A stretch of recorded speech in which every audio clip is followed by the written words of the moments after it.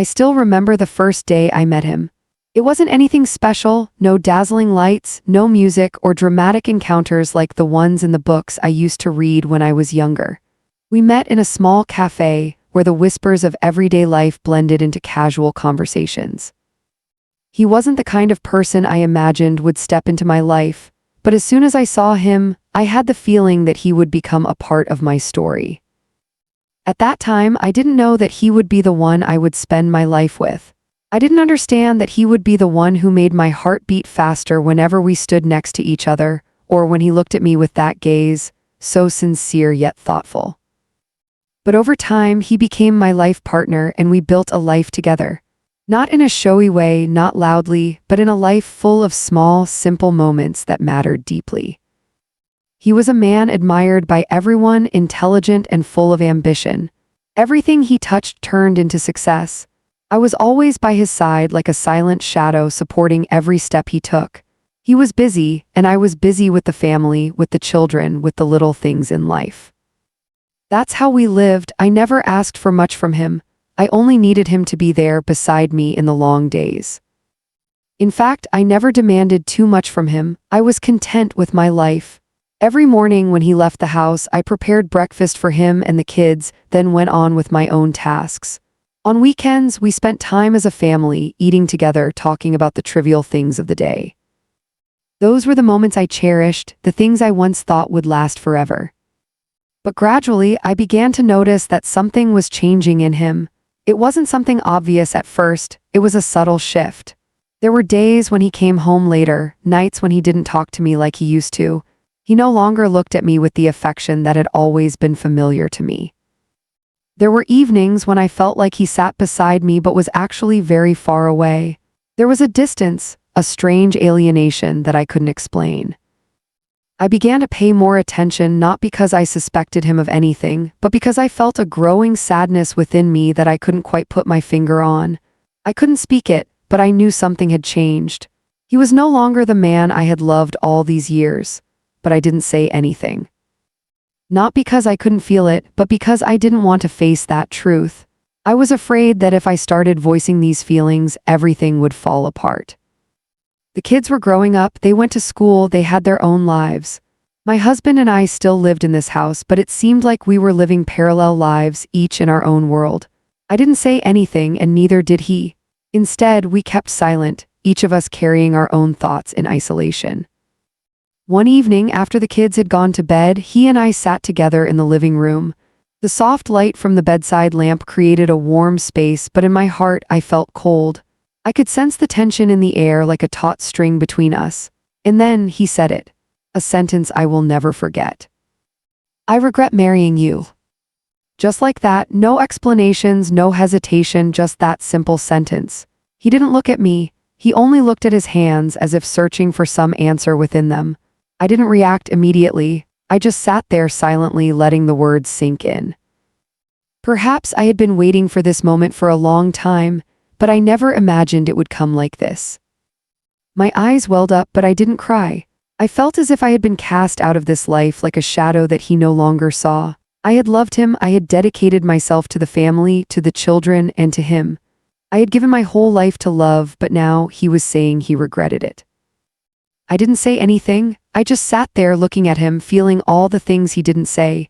There was no anger, no resentment. I no longer knew how to feel. I only felt an overwhelming silence in my heart. And then he stood up and walked away to his office. I remained sitting there, unable to get up, unable to do anything. I felt exhausted, as if my entire life had poured into something that could never be complete. I didn't hate him, I couldn't hate him. I only felt pain, a pain I couldn't express. I didn't ask for anything from him, but I couldn't bear this silence anymore. That was all I could feel, the silence of a marriage that had shattered without anyone being able to fix it. I slowly got up, walked to my room, and closed the door. I didn't know what I would do next, but I knew one thing for sure: my life couldn't go on like this forever.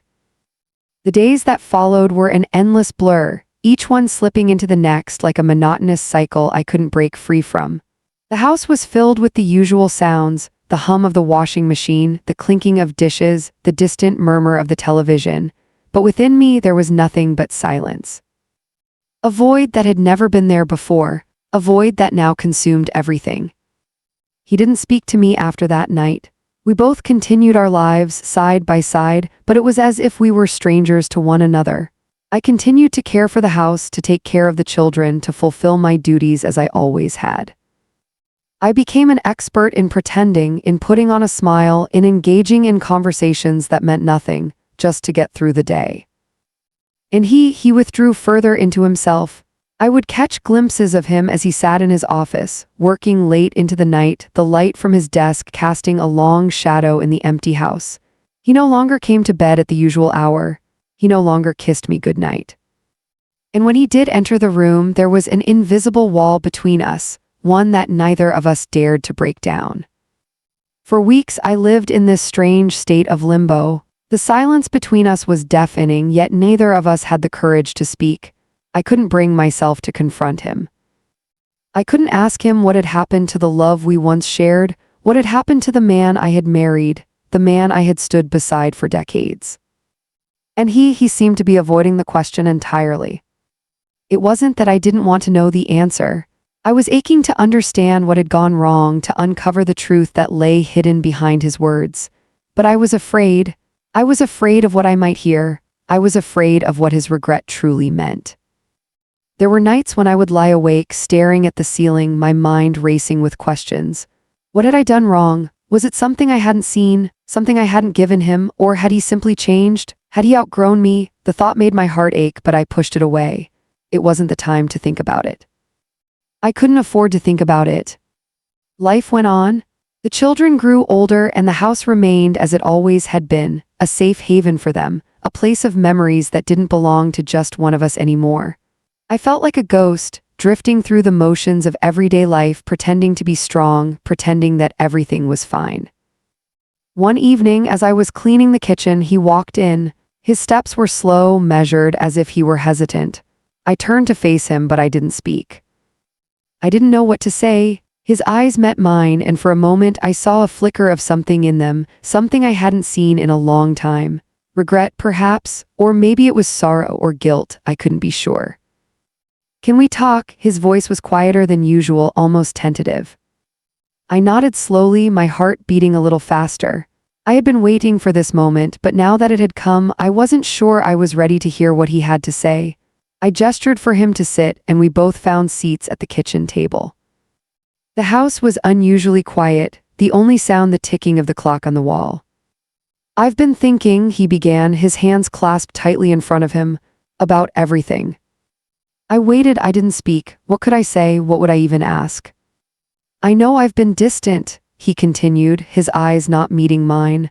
"I know I've pulled away from you, I've been selfish and I've been unfair to you, and for that I'm sorry." I could feel my chest tightening, the air around me thick with unspoken words. His apology was only the beginning, I knew. There was more, much more, that needed to be said. But at the same time, I felt a pang of bitterness. Apologies were nothing but empty words when they came too late. How could he have waited this long to realize what he had done? "You don't have to apologize," I said softly, my voice barely above a whisper. "You've already made your feelings clear." The silence stretched between us, thick and suffocating. He didn't respond at first. He just sat there, his hands trembling slightly in his lap. Then, after what felt like an eternity, he finally looked at me, his eyes filled with something I couldn't place. "I didn't mean it," he said quietly, as though the words themselves were difficult to admit. "I didn't mean what I said that night, but I don't know how to take it back. I've hurt you, and I don't know how to fix it." His words hit me harder than I expected. He hadn't meant it. Was that supposed to make it better? Was it supposed to undo the damage he had done? "I don't know if you can fix it," I replied, the pain in my chest rising once again. "I don't know if you can fix what's broken between us." For the first time in weeks, I let myself cry. I hadn't allowed myself to cry in front of him since that night. I had kept everything bottled up inside, afraid to show weakness, afraid of being vulnerable. But now, with his confession hanging in the air between us, I couldn't hold it back any longer. He reached out to me, but I pulled away. I didn't want his touch. Not now, not after everything. I needed space. I needed time to process all of this, to understand what had happened to us, to our love, to our marriage. I'm sorry, he said again, his voice breaking. I know that doesn't change anything, but I am. I wiped my tears away, my heart heavy with a mixture of sorrow and anger. The man I had spent my life with was standing here, apologizing, but it didn't feel like enough. It would never be enough. You can't just say sorry and expect everything to go back to normal, I said, my voice steady despite the tears that still lingered. You can't just undo years of silence with a few words. He looked at me, his eyes filled with regret. But that was all he had left to offer me, regret. Regret for what he had said, for what he had done, but it was too little, too late. I know, he said softly, I know.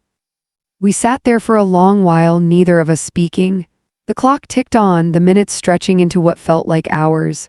There was nothing left to say, nothing left to fix.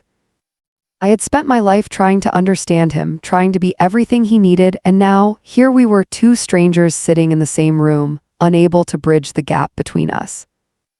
I'm tired, I said finally, breaking the silence. I'm tired of pretending. He didn't respond. Instead, he stood up and walked out of the room, leaving me there in the kitchen, alone once again. The weight of everything we had been through pressed down on me, suffocating me. The silence between us had never been louder. This moment, this conversation, marked the beginning of a new phase in our lives.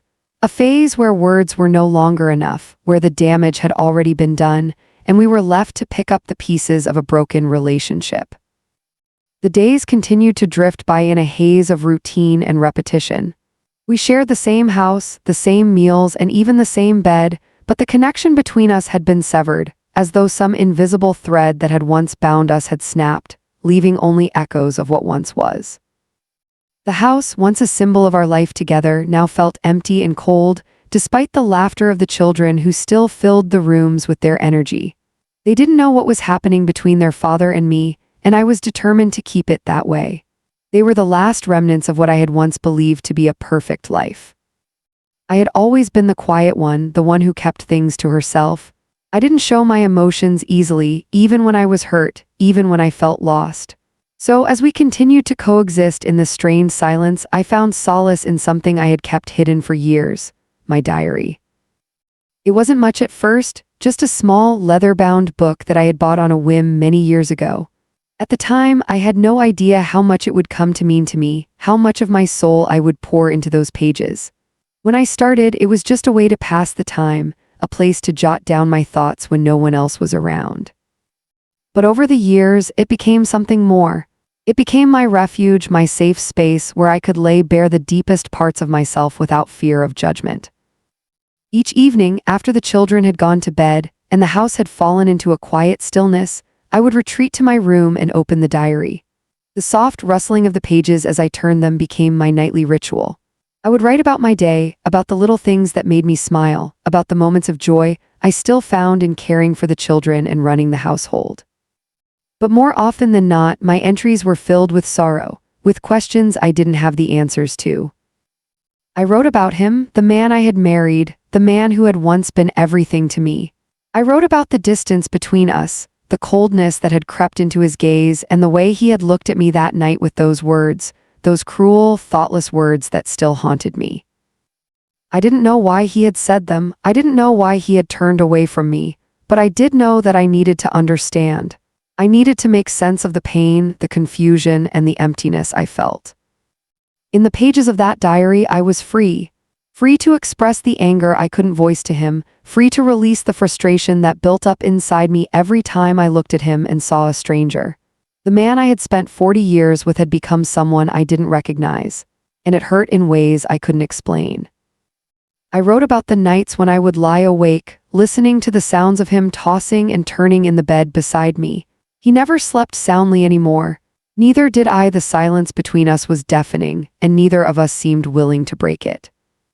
The years of unspoken words piled up like a heavy weight on my chest, and each night I felt it pressing down harder and harder. But there were moments, too, moments when I still held on to hope, when I remembered the man he had once been, the man I had fallen in love with. I wrote about those moments, those fleeting glimpses of the man I still wanted to believe in, even though I was losing faith in him. I didn't want to let go of the memory of the man who had once held me in his arms and whispered promises of forever. But how could I hold on when those promises had been broken? The diary became my only confidant. I poured my heart out onto those pages, writing until my hand ached, until the ink ran dry. Each word was a release, a catharsis, a way for me to process the emotions I couldn't share with anyone else. And yet, as I wrote, I realized something. The more I wrote, the more I began to understand. I was not just writing to him or about him, I was writing to myself. I was trying to make sense of my own feelings, to give myself the answers I so desperately needed. I had spent so many years focused on him, on trying to fix our marriage, on trying to hold on to something that was slipping away. But in the pages of my diary, I began to see that perhaps the answer wasn't. The moment he reached for the diary, my heart stopped. I didn't even have time to process the action before his fingers grazed the leather cover. I had kept the diary hidden for so long, locking it away in a drawer whenever I wasn't writing, never expecting him to find it. But now there he was, standing behind me, his presence almost suffocating as he carefully opened the book. I didn't know whether to feel anger, fear, or something else, something deeper, more painful. I froze, unsure of what to do. For a split second, I considered grabbing the diary back, locking it away again, pretending none of this had happened. But then, a thought occurred to me. Maybe it was time. Maybe I needed him to know. Maybe, just maybe, this was the moment everything would finally come to the surface. But even as the thought flickered through my mind, I felt the weight of the years between us pressing down on me. Could I really expose myself like that? Could I allow him to see the rawness, the vulnerability, the pain that had lived inside me for so long? He didn't say anything as he flipped through the pages, the sound of the paper turning louder than anything else in the room. I could hear the shakiness in his breath, the quiet tremor in his movements. He was reading my words, my deepest thoughts, the secrets I had kept hidden for so long. He was reading everything I had written about him, about us. And yet I couldn't bring myself to speak. I watched as his face shifted from one expression to the next. First, there was confusion, as if he didn't understand what he was reading. Then there was guilt, the kind of guilt that burned like acid, spreading across his features. Finally, there was something else, something I had never expected to see: regret. Deep, gut-wrenching regret, as if he had realized too late the damage he had caused. His hands trembled slightly as he closed the diary, a look of horror in his eyes. He didn't meet my gaze. Instead, he stared at the floor, his shoulders sagging under the weight of what he had just discovered. For a long time, there was nothing but silence. A silence that was heavier than anything I had ever felt before. I didn't speak. I couldn't. What could I possibly say in that moment? What could I say to the man who had just discovered the full extent of my pain, my heartache, my silent suffering? And then finally he whispered, I didn't know any of this." The words hung in the air between us, fragile and broken. He looked at me then, his eyes filled with something that resembled shame, and yet there was no way to undo the past, no way to erase the years of distance, the silence, the neglect. "I had no idea," he said again, his voice barely audible. I thought you were fine, I thought we were fine." His words cut through me, deep and sharp. How could he have thought that? How could he have been so oblivious to everything I had been feeling? But I didn't say anything. I couldn't. I had spent so many years silently hoping that he would see, silently wishing that he would notice the cracks in our relationship before it was too late. But he hadn't. He hadn't seen me at all. I wanted to say something, anything. I wanted to tell him that I had been waiting for him to look at me, to truly see me. But instead, I found myself closing up, retreating into the silence that had become my refuge for so long. The truth had been laid bare before him, and yet I didn't know how to speak it. I didn't know how to make him understand the depth of the hurt I had been carrying. He placed the diary down on the table, his hands still trembling, and slowly sank into the chair beside me. His face was pale, his eyes wide as if he were seeing everything for the first time. I didn't know what he was thinking. I didn't know if he even knew what to do with the truth that he had just uncovered. I didn't know if it would change anything between us, could it? "I'm so sorry," he said quietly, his voice breaking. I never realized how much I hurt you." I sat still, staring at the floor. I didn't respond. What could I say? What could I possibly say to him? The words that had once been so easy to say, the words I had longed to hear from him for so many years, now felt hollow. He was sorry, but sorry didn't undo the years of pain, the years of silence. Sorry didn't change what had happened. And yet, despite the bitterness that threatened to overwhelm me, despite the anger that was rising in my chest, there was a part of me that couldn't help but feel something else. Something that I couldn't name, something that confused me even more than everything else. A flicker of understanding. A quiet realization that perhaps he was just as lost as I had been. Perhaps he too had been trapped in a life he didn't know how to fix, surrounded by the same silence that had consumed me. But even with that understanding, even with the empathy that stirred within me, I didn't feel ready to forgive him. I didn't feel ready to forgive myself either. The years of pain, the years of neglect, the years of pretending, how could I simply let go of all that? How could I just move forward when the wounds ran so deep? I don't know if I can do this anymore, I said softly, my voice barely a whisper. It was the truth. I didn't know if I could keep living in this state of limbo, this state of unresolved pain and regret. I didn't know if I could continue pretending that everything would be okay when it was clear that it was. It wasn't just about the betrayal or the neglect, it was about everything that had led us here. It was about the silence that had been building for so long and the realization that it had become too much to bear. He didn't respond at first. He just sat there, his head in his hands, his shoulders shaking with the weight of his own sorrow. For a moment, I felt the urge to comfort him, to reach out and tell him that everything would be okay. But I didn't. I couldn't. I had spent so many years comforting him, caring for him, giving him everything I had. But now it was my turn to take care of myself. It was my turn to find my own way, even if that meant walking away from him. I need time, I said, my voice stronger now despite the trembling in my chest. I need time to think, time to decide what comes next. He nodded, his face still buried in his hands, but I could see the understanding in his eyes. He knew that there was nothing more he could say, nothing more he could do.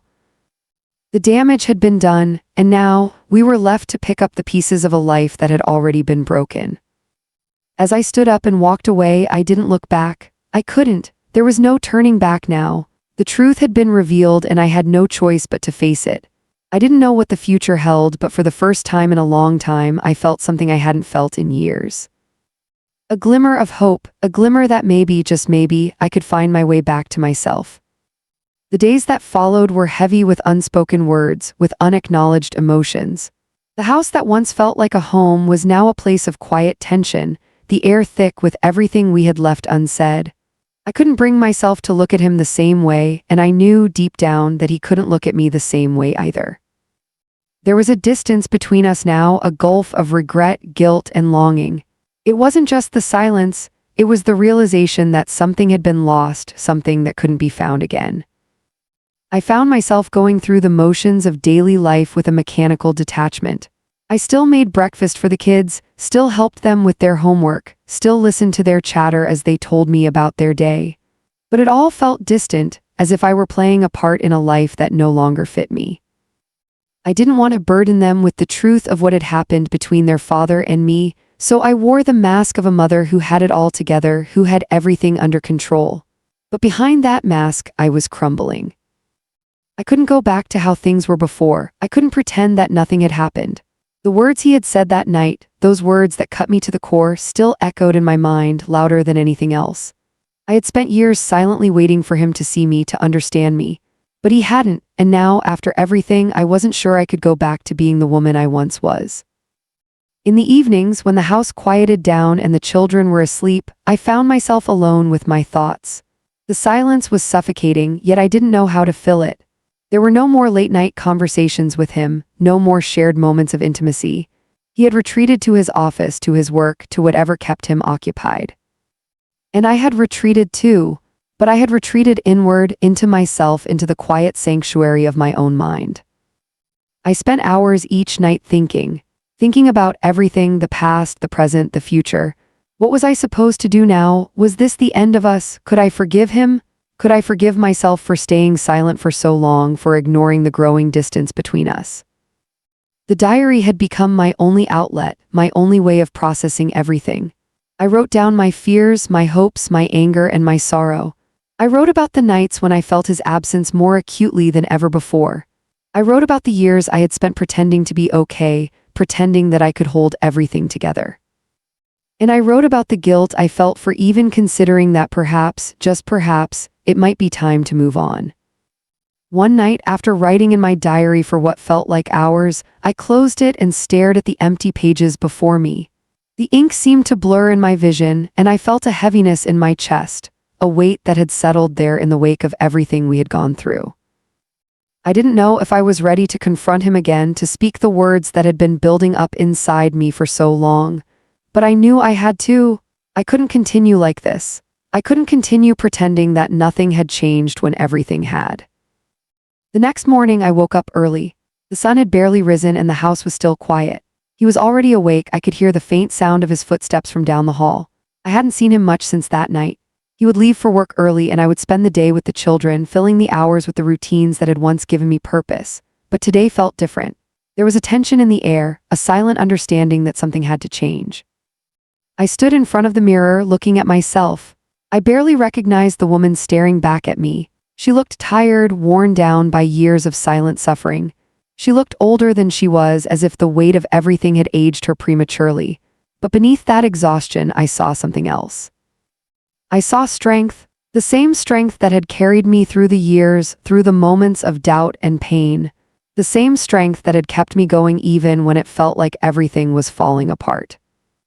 I wasn't sure what would happen after today. I wasn't sure if I was ready to hear the answers I had been avoiding for so long. But I knew one thing: I couldn't keep living like this. I couldn't keep pretending that everything was fine when I knew it was. I needed to speak my truth, even if it meant facing the consequences. I found him in the kitchen, sitting at the table with his coffee, staring out the window, lost in thought. He looked up when he heard me enter, and for a moment neither of us said anything. The silence between us felt almost suffocating. "I need to talk to you," I said finally, my voice steady but firm. He nodded, setting his coffee cup down, his eyes wary. He knew this conversation was coming. He must have known. "I can't keep pretending," I continued. "I can't keep living in this silence. I've been silent for so long, waiting for you to see me, to hear me, but I can't wait anymore. I can't keep denying the truth. I don't know where we go from here, but I need you to understand something." He looked at me, his face a mixture of guilt and confusion. He didn't speak, but his eyes asked the question I had been too afraid to answer. "I don't know if I can forgive you," I said quietly, my voice shaking. "I don't know if I can go back to how things were. I don't know if I can keep living this way, pretending everything is fine when it's not." He looked down, his hands clenched tightly in his lap. I could see the strain in his face, the struggle he was going through, and for a moment a part of me felt the familiar ache of compassion for him. But I couldn't let that be the only thing that guided me anymore. I had to think about myself too. "I know I've hurt you," he said quietly, his voice breaking. "I know I've failed you in ways I can never make up for. I wish I could take it all back. I wish I could fix what I broke, but I don't know how." His words, though sincere, didn't offer me any real comfort. They couldn't. The damage had been done, and I wasn't sure that there was anything he could say or do to undo it. "I'm not asking you to fix it," I replied. "I don't even know if I want that anymore. I just need you to understand that I can't keep living like this. I need to find myself again. I need to find out who I am outside of this marriage, outside of what I've been to you." He didn't respond immediately. He just sat there, his face a mixture of sadness and resignation. He knew deep down that what I was saying was true. We had both been living in a state of denial, pretending that everything would be fine, that things would magically get better. But they hadn't, and they wouldn't. "I understand," he said softly. "I never wanted to hurt you, but I know I have." "I know you didn't," I said, my voice steady now, stronger than it had been in a long time. "But sometimes, even when you don't mean to, you still hurt the people you love, and sometimes it's too late to fix that." There was nothing more to say. He didn't try to apologize again, and I didn't try to console him. For the first time in a long time, I felt like I was speaking my truth, like I was finally giving voice to everything I had kept bottled up for so many years. "I need time," I said again, my voice softer now. "I need to figure out what I want, what I need, and I can't do that if we keep living like this. I need space." He nodded slowly, and for a moment we just sat there in the silence. The silence that had been the foundation of everything that had gone wrong between us. But this time, it didn't feel suffocating. It felt like a beginning of something new, something unknown, but something I desperately needed. And for the first time in years, I allowed myself to feel the faintest spark of hope. The days after our conversation were unlike any I had ever experienced. The house felt different, though nothing had physically changed. It was as if we were both trying to navigate a new reality, one that was shaped by the heavy words we had finally spoken.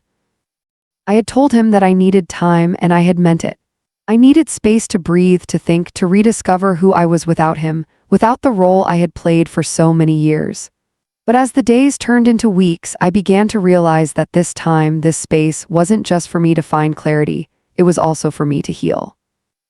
I spent most of my time alone, and at first, it felt uncomfortable. The silence in the house wasn't just the absence of conversation between us, it was the absence of the life I had always known. I was used to being surrounded by noise, the sound of the kids coming home from school, the hum of the washing machine, the faint music from the living room. But now, there was only quiet, and at first, it felt like I was living in a void. But slowly, almost imperceptibly, that silence began to feel less like a void and more like a space I could fill with my own thoughts. I started doing things for myself, things I hadn't done in years. I took long walks in the park, something I had once enjoyed but had stopped doing as my responsibilities as a wife and mother took priority. I read books that had been gathering dust on my shelves. I reconnected with old friends, spending hours talking to them about things that had nothing to do with my marriage or my family. I started to laugh again, something that had felt foreign to me for far too long. At first, there were moments when the weight of what had happened pressed down on me. I would catch myself missing him, the way his presence used to fill the room, the way we used to talk about everything and nothing all at once. I would feel that familiar pang of longing, of wanting the life we once had, before the silence between us had become unbearable. But in those moments, I reminded myself of why I needed this time. I reminded myself that I was doing this for me. I didn't have all the answers. I didn't know if I could ever truly forgive him, and I didn't know if our marriage could survive what had happened. But I knew one thing for sure: I had to learn to live for myself. I had to find myself again, outside of the role I had played as his wife, outside of the expectations I had placed on myself to be perfect. I had to learn to be content with who I was, with or without him. One evening, as I was sitting in the living room, sipping my tea and looking out the window at the sunset, I realized something that caught me by surprise. I wasn't afraid anymore. I wasn't afraid of being alone. I wasn't afraid of what the future held. For the first time in years, I felt strong. I felt like I could face whatever came next. And that strength, that quiet confidence, came from something I hadn't expected: acceptance. I had accepted the reality of my situation. I had accepted that things couldn't go back to the way they were, but that didn't mean I was doomed. It meant that I had the power to move forward. It wasn't an easy journey, and there were still moments when the pain would creep back in, when the fear would return, when I would question whether I was making the right choices. But I had learned to live with those moments, to acknowledge them without letting them consume me. I had learned that healing wasn't a linear process, that there would be days when I would feel lost, but that didn't mean I was failing. It meant I was growing. One afternoon, after weeks of living in this newfound space, I saw him again, really saw him for the first time in a long while. He was sitting on the porch, looking out at the yard, his shoulders slumped, his face weary. I knew he had been struggling. I could see it in his eyes whenever he looked at me, in the way he hesitated before speaking. He had always been a man of few words, but now it was as if he was afraid of saying the wrong thing. And in that moment, I realized something else. I wasn't angry with him anymore. I had stopped blaming him for everything that had gone wrong. He had his own battles, his own regrets, and while that didn't excuse his actions, it was a reminder that we were both flawed. I walked outside and he turned to face me, his eyes searching mine for some sign of what I was thinking. For a moment, we stood there in silence, just looking at each other. The years of unspoken words, of pain and regret, hung between us. But this time, the silence didn't feel suffocating. It felt like the beginning of something new. "I've been thinking," I said quietly, breaking the silence. He nodded, his face softening. About what? About us, I said, taking a deep breath. About where we go from here. There was a long pause. I wasn't sure what I was expecting. I wasn't sure if I was ready to hear what he had to say, but I knew that this was a moment of reckoning for both of us. I don't know where we go from here, he said finally, his voice quiet but steady. But I want to try. I want to try to make things right. I don't know if I can, but I'm willing to try. I looked at him for a long moment. For the first time in a long time, I saw vulnerability in his eyes. I saw the man I had once loved, the man I had hoped would understand me. It wasn't the same as before, but it was something. It was a start. I don't know if I'm ready to go back to the way things were, I said softly, my voice shaking slightly. But I'm willing to try too. I'm willing to see where this goes without expectations, without trying to fix everything at once. He nodded again, a small but genuine smile tugging at the corners of his lips. I understand. And just like that, the weight that had been pressing down on my chest for so long seemed to lighten just a little. We didn't have all the answers. We didn't know what the future would hold. But for the first time in a long time, I felt like I was no longer alone in this. And that, for now, was enough. I walked back inside and he followed me. The house still felt unfamiliar in some ways, still felt filled with the ghosts of our past. But as we moved through the rooms, side by side, it didn't feel like the end. It felt like the beginning of something new, a new chapter, one where we could both find ourselves again, where we could begin to rebuild, not as who we had been, but as who we were becoming. For the first time in years, I felt at peace. Not because everything was fixed, not because everything was perfect, but because I had taken the first step toward healing. And that, I realized, was enough.